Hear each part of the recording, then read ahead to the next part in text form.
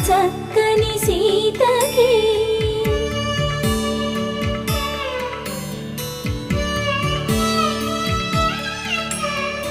ఎర్ర జాబిలి చేయి రాముడేడని అడుగుతుంటే చూడలేదని పెదవి చెప్పే చెప్పలేమని కనులు చెప్పే నల్ల పూసైనా